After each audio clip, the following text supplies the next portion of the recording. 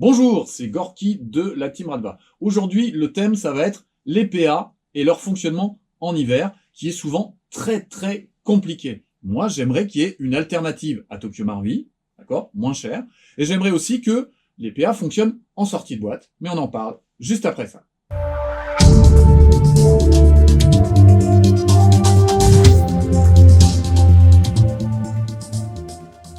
En introduction, je vous demande un petit peu d'attention avant de commencer la revue.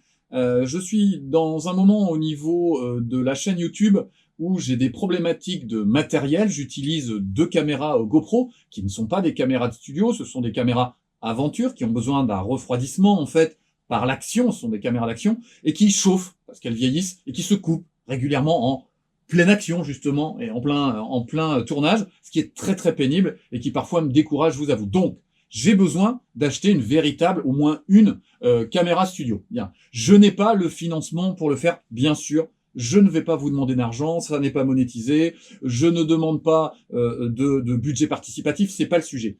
Simplement, j'ai fait le choix de répondre positivement à une proposition d'Airsoft Entrepôt de m'affilier à leur marque, d'accord ? Affilier, ça ne veut pas dire se subordonner. Ça ne veut pas dire que je ne vais plus pouvoir avoir l'honnêteté intellectuelle et mon indépendance. Rien ne va changer sur, on va dire, mon axe éditorial, d'accord ? Je vous dois la vérité, si ça me plaît pas, ça me plaît pas, Airsoft Entrepôt ou pas Airsoft Entrepôt, rien va changer.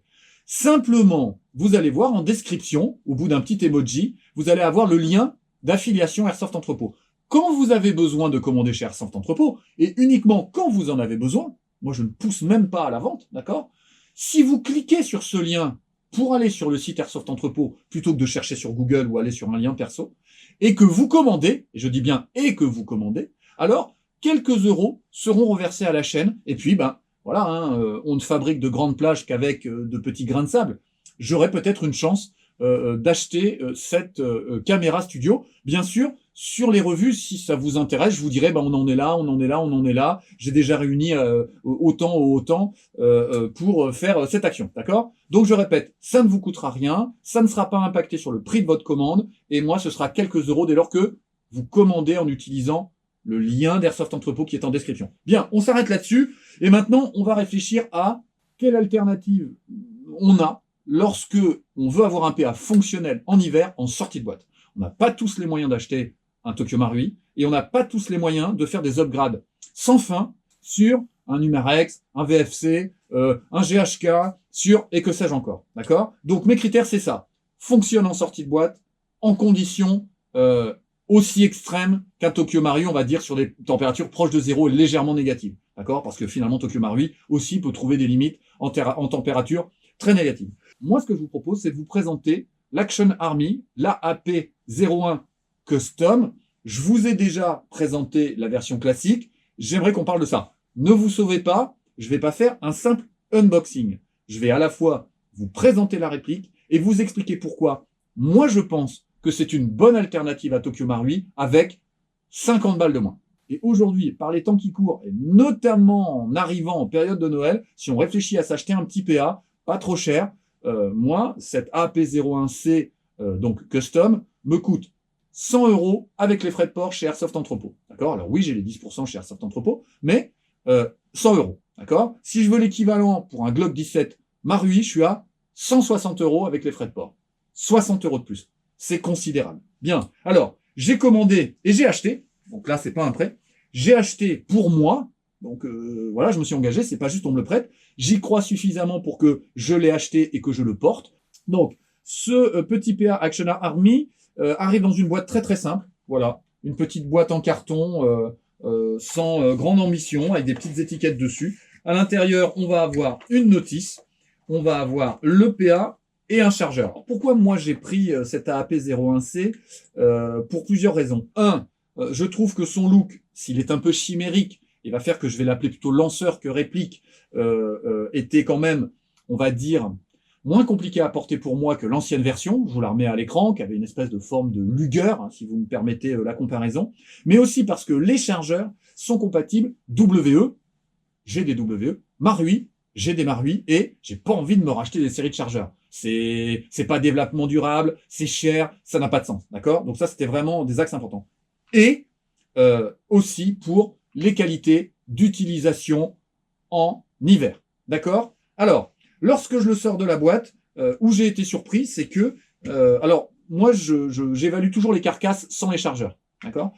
J'ai été surpris par le poids de la réplique. Le poids de l'Action Army sans chargeur, 411 grammes, le Marui, 412 grammes, le VFC, 408 grammes, et le WE, 499 grammes. Donc, on est dans le poids d'un Marui, et quand on va mettre le chargeur Marui, on va être exactement dans le même poids qu'un Marui. Alors, quand je l'ai sorti de la boîte, je me suis dit, oh, c'est tout compact, enfin, franchement, je me suis dit, tiens, on dirait une plateforme PX4 ou USP 45 compact ou quelque chose comme ça. Et puis, j'ai pris mon Glock 17 Marui, justement, et on est exactement sur la même longueur qu'un Glock 17. Vous voyez? On n'est pas sur la même largeur, à cause des rails Picatinny dont je vous reparlerai tout à l'heure, ce qui va poser problème sur presque tous les holsters. J'ai essayé tout ce qui est holster SITAC et compagnie, c'est trop large, ça passe pas.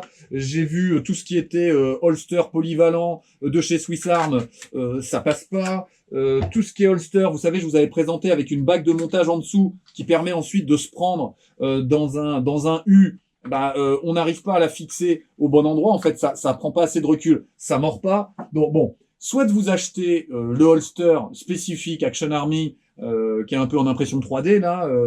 Je salue Wasta au passage parce qu'il a investi dans ce holster qui vous permet de le clipser de l'extérieur vers l'intérieur, ce qui permet aussi d'avoir un point rouge sans être gêné. Soit comme moi, vous le glissez dans une poche AK ou dans un holster tissu polyvalent et ça fonctionnera très bien. Donc ça, c'est la première impression. Lourd, mais compact. Compact, pourquoi? Parce qu'en fait, la main passe sous la culasse avec un espèce d'effet bullpup. Attention, c'est pas du tout une technologie bullpup, mais cet effet de, en fait, comme la main rentre sous la réplique, eh bien, on va avoir un effet très compact dans la tenue. Regardez, d'accord? Sur la tenue de mon PA, je vais avoir un effet très compact, alors qu'avec le Glock, je vais avoir un effet, vous voyez, beaucoup plus dégagé, avec un dégagement beaucoup plus important sur l'avant, alors qu'il fait exactement la même taille. Donc, un objet très très compact. On a l'impression d'avoir presque l'effet d'un Makarov, alors que non, clairement, on est sur l'amplitude globale de type Glock. Bien. Alors, ensuite, bon, faut aimer. J'ai changé avec Bonzi, lui il m'a dit, oh là là, qu'est-ce que c'est que ce truc, ça ressemble à rien. Moi, j'achète pas un truc comme ça. Bon, il existe quand même des customs et des culasses custom sur Glock, hein, on aime ou on n'aime pas, mais qui peuvent être relativement particulières. Je vous fais un petit travelling. On va avoir les rails Picatinny sur le dessus, les évents, des rails Picatinny sur le dessous pour l'ampoule laser, arrêtoir de culasse ambidextre des deux côtés. Par contre, on aura un éjecteur de chargeur qui n'est pas ambidextre. Ce que j'ai beaucoup apprécié, je ne sais pas si je vais réussir à vous le montrer, on va avoir des fibres optiques vertes à l'arrière et rouges à l'avant. J'espère que vous aurez vu, parce que ça, c'est un élément dont on va reparler après. On va avoir par contre un dégagement de ponté relativement réduit par rapport à un Glock. Donc tous les amoureux de gros gants, là, ça va être compliqué. Et on va avoir plein de petites choses jolies. Voilà, ça fait très lanceur taïwanais. Une inscription Shinobi, je sais pas si vous la verrez parce qu'elle est brillante sur le côté. Ici, 3 grips différents. Un grip, 2 grips et un espèce de grip écaille de dragon à l'arrière. Voilà. Donc on est dans quelque chose de, voilà, c'est comique. Voilà, il y a un petit côté comique dans l'ensemble que moi j'aime bien. Et en même temps, quand on est à distance, quand je le porte comme ça, on n'est pas sur quelque chose de ridicule. D'accord? Sinon, de toute façon, j'achèterai pas quelque chose de ridicule. On va avoir un élément qui va vous permettre de mettre en sécurité ici ce bouton que vous enfoncez de manière traversante. Là, ici, tac, il est enfoncé et ça va bloquer la queue de détente. Voilà, c'est très très simple. Armement, on en parlera après. Ne déconnectez pas, on va arriver sur la question de la résistance au cooldown et pourquoi je pense que c'est une bonne alternative. On va armer la culasse en tirant derrière, ici, voilà, tout simplement. Et on va avoir un tir qui va pouvoir se réaliser juste après. Alors, je vous propose quelques chiffres rapides. On va avoir un PA, moi, que j'ai payé 89,91 € avec les 10%, sinon il est à 99,90 € sur Airsoft Entrepôt. On va avoir un canon de 6,08 mais en 84 mm. Attention, la plupart des Glock ont un canon en 97 mm. Donc là, on va avoir un canon vraiment très très réduit. Ça se vérifie pas, franchement, sur les tests de tir. Vous avez un 45 mètres propre. Moi, j'engage pas à plus de 20 mètres. À 20 mètres, je suis rapide à la 0,25 et je suis précis. J'ai pas besoin de plus que ça. Sur le fonctionnement et la gestion du hop-up, vous tirez la culasse, vous actionnez l'arrêtoir, vous arrivez dans la trappe d'éjection. Là, on le verra certainement très très mal.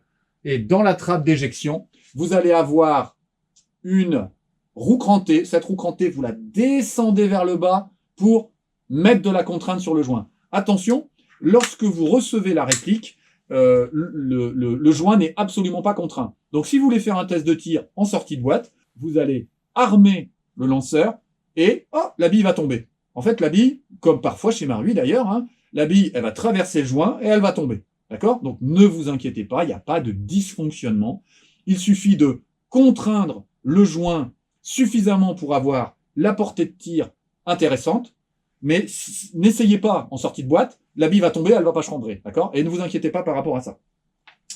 Attention, la contrainte est efficace. Si vous allez jusqu'à trop forcer, vous allez bloquer le tir et vous risquez d'endommager votre lanceur, d'accord? Donc dosez bien, prenez le temps. C'est vraiment une roue crantée, vous pouvez aller tout doucement avec un tournevis. Prenez le temps de bien régler votre réplique. Alors, maintenant, on va aborder la question du dégazage. On rentre dans le centre de cette revue, d'accord?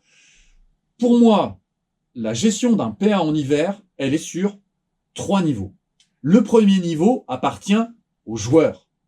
C'est-à-dire que c'est mon action de joueur qui va limiter le dégazage en hiver. Je m'explique. Quand moi je suis en été, d'accord, et que je joue essentiellement avec mon Glock, lorsque je monte sur un assaut, je ne vais pas hésiter à lancer 3, 4, voire 5 billes en suppression pour accompagner ma progression, pour ensuite engager les joueurs et éventuellement en les doublant. Je n'ai pas peur de dégazer, d'accord? Cette même attitude en été, c'est-à-dire que si je ne change rien, c'est dégazage obligatoire.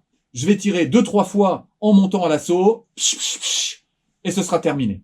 Donc, il va falloir faire des acquisitions et des mouvements et des déplacements sans tirer avec les GBB. Il va falloir tirer uniquement sur les joueurs et si possible, un joueur pour une bille.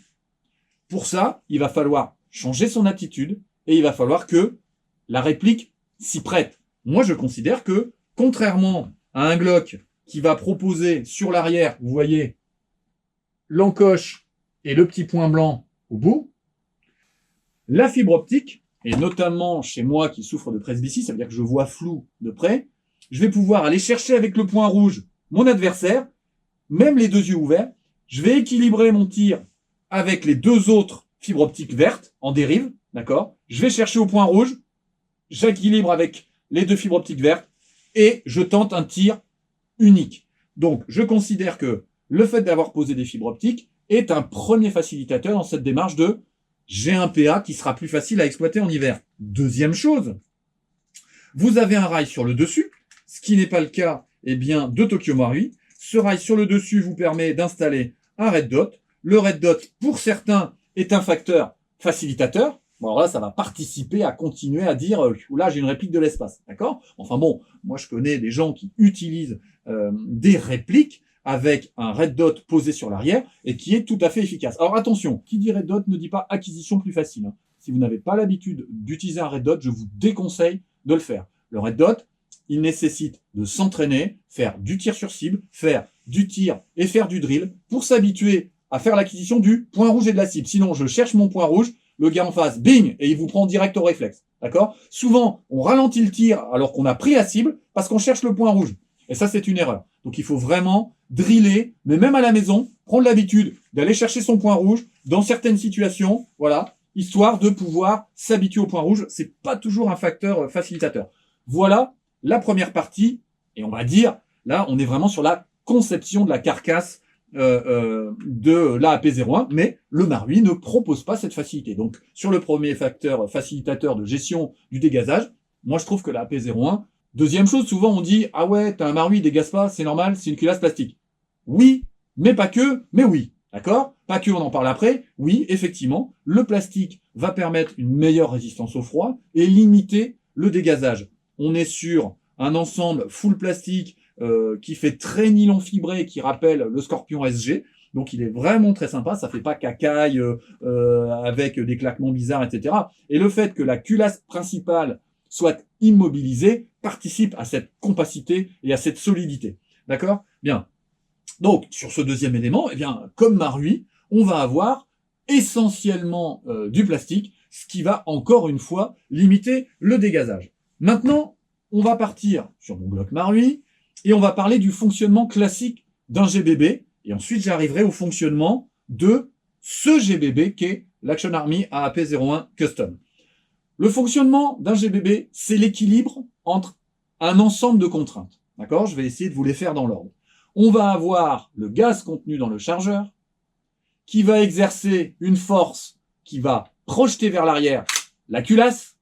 Au moment où la culasse recule, elle contraint le ressort de rappel. La force du ressort de rappel qui s'oppose ensuite à celle du gaz ramène la culasse vers l'avant, ramène le nozzle qui pousse la bille dans le joint qui vous permet d'effectuer le tir après avoir actionné, bien sûr, le coup. Et l'efficacité des ingénieurs de chez Tokyo Marui, c'est quoi? C'est d'avoir travaillé sur l'équilibre entre la force de recul du gaz, le poids de l'ensemble mobile, parce que c'est pas que la culasse, c'est l'ensemble mobile, et la force de résistance du ressort de rappel.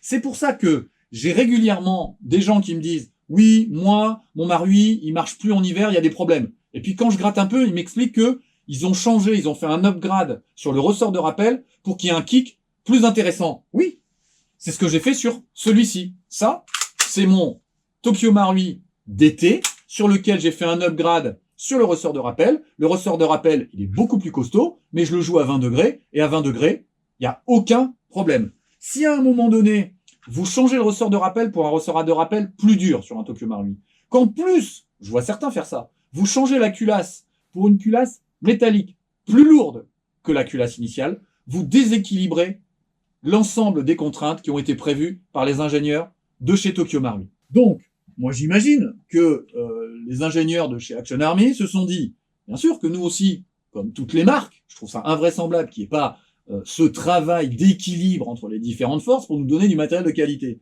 Eux, ils se sont dit, bah oui, on peut travailler sur le poids de la culasse, sur la finesse des systèmes de glissière, on peut travailler sur l'ajustement du ressort de rappel, etc., etc. Oui, puis on va être à 150 €. Et moi, à 150 €, je prends pas un lanceur comme ça, je prends une réplique Tokyo Marui. Donc, il fallait être très largement en dessous. Moi, je trouve qu'il y a vraiment une action de génie de ce point de vue-là, parce que après tout, si on veut que ce soit fonctionnel, bah, on fait un non-blowback, la culasse ne bouge pas, on n'a pas de problème de dégazage. D'accord? Là, on va avoir du kick, on va avoir un kick plutôt sympa, d'accord? Je vous le montrerai tout à l'heure, je mettrai mes petites lunettes et je vous le montrerai tout à l'heure. Mais ce kick, il va être en lien avec un ensemble mobile très spécifique. L'ensemble mobile est contenu à l'intérieur du corps de la réplique. Il n'est pas exposé aux intempéries comme là, à l'extérieur. La culasse, elle est entièrement exposée au froid, au givre, à l'humidité. Là, la culasse est protégée à l'intérieur du corps. Alors, le chemin, l'ensemble mobile est identique à celui d'un GBB classique. Il n'y a pas de problème par rapport à ça. D'accord? Premier élément, la culasse est protégée. Deuxième élément, sur un ensemble mobile de GBB classique, on va avoir un bloc qui retient le nozzle et l'ensemble du bloc est maintenu dans la culasse elle-même qui va faire des cycles complets. D'accord? Le poids essentiel étant, on va dire, celui de la culasse sans le reste des éléments.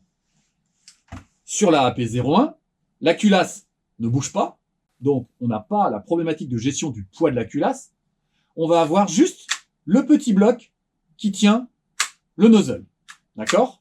Je vais vous faire le petit démontage et vous montrer comment on fait. On a un bouton à l'arrière, ici. On comprime le bouton et ça bascule l'ensemble, ici. Et on décroche pour avoir d'un côté le système avec le marteau et de l'autre, le système avec l'ensemble mobile et la culasse. Voilà. D'accord? On est tube sur tube. Un tube femelle qui contient l'ensemble mobile. Un tube mâle qu'on appelle la culasse. D'accord?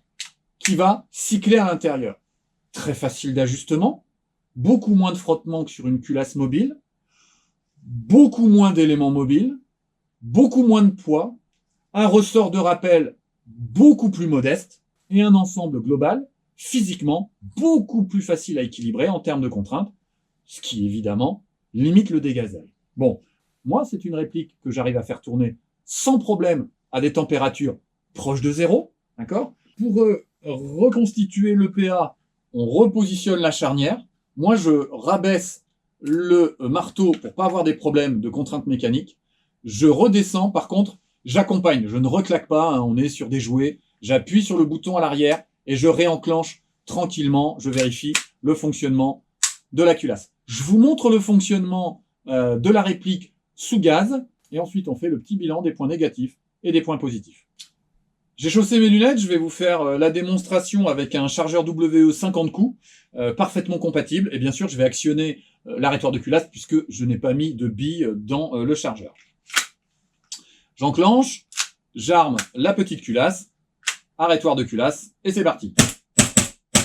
Franchement, j'ai une sensation qui est tout à fait agréable et je pense qu'il n'est pas très différente, on va tester, de mon Glock Marui. Ouais, même la culasse revient un petit peu moins bien. Voilà. Limite. J'ai presque un kick plus intéressant sur la AP01. Non, il est légèrement moins important. Franchement, quand on fait la comparaison dans l'autre sens, il est légèrement moins important. Mais c'est pas du sous-kick qui serait décevant de ce point de vue-là. D'accord? Alors, si on regarde les points négatifs, bah pour plein de gens, c'est pas une réplique. Ça va être un simple lanceur et ça peut en bloquer certains. Le look est particulier. Non seulement c'est pas une réplique, mais en plus le look est particulier. Les holsters sont assez peu compatibles, notamment tous les holsters rigides. On va falloir se mettre soit dans une poche AK, soit dans une poche M4, soit dans un holster tissu polyvalent, mais sinon ça va être un petit peu compliqué de ce point de vue-là. Pour moi, il n'y a que ça de problématique. Pour les points positifs, on va avoir le prix. On a un PA à 100 € all-in pour moi, d'accord? On peut faire des customs invraisemblables. On va avoir des résistances au cooldown que j'ai pris le temps de vous commenter et pour moi c'est fondamental. Des qualités de tir indiscutables, des organes de visée avec déjà de la fibre optique et de la possibilité de poser du red dot, un système de démontage qui est extrêmement facile, un kick qui est absolument raisonnable au vu de la technologie qu'on nous propose. Moi je dis chapeau, je suis tout à fait content de l'avoir acheté et qu'il ne reparte pas chez Airsoft Entrepôt. Ma première intention, c'était ça. J'ai hésité. Finalement, je l'ai pris. Et je crois que ça va être mon petit PA pour tester le jeu avec Red Dot. Je joue pas avec Red Dot. Je considère que ça ralentit quasiment toujours le tir. Mais je testerai ce week-end une utilisation avec Red Dot pour voir ce que ça donne. D'accord? Bien. N'oubliez pas le petit clic affilié si vous faites une commande chez Airsoft Entrepôt pour que je puisse acheter cette caméra. Prenez soin de vous, on est en plein hiver, ne tombez pas malade. Je commence à avoir de nouveau des collègues qui chopent le Covid. Et n'oubliez pas que loisir rime avec plaisir. Alors, on se prend pas la tête. Par contre, on prend ses billes. Allez, au revoir.